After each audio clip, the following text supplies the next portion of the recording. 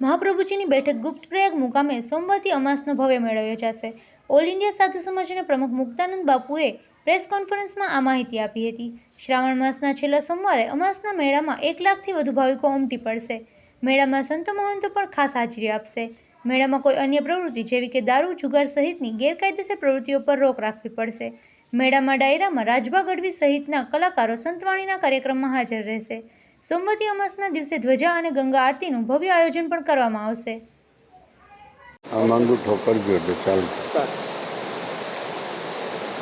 ઉના તાલુકાની સનાતન ધર્મ પ્રેમી જનતા જે છે એને ભાવભર્યું ગુપ્ત પ્રયાગ તીર્થ ઉપરથી આમંત્રણ પાઠવું છું. ગુપ્ત પ્રયાગ તીર્થ એ સ્કંદ પુરાણમાં ઉલ્લેખ છે અને પ્રાચીન તીર્થ છે. અને આ તીર્થની અંદર દર વર્ષે જે છે શ્રાવણી અમાવસનો મેળો ભરાય છે.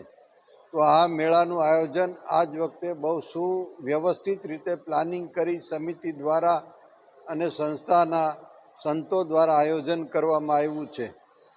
તો આ બધા જ જે છે ધર્મપ્રેમી જનતા જે છે એ આ મેળાની અંદર વધારેમાં વધારે ભાઈઓ બહેનો બધા ભાગ લ્યો અને સનાતન સંસ્કૃતિને ઉજાગર કરો એવી અમે સૌને રજૂઆત કરીએ છીએ.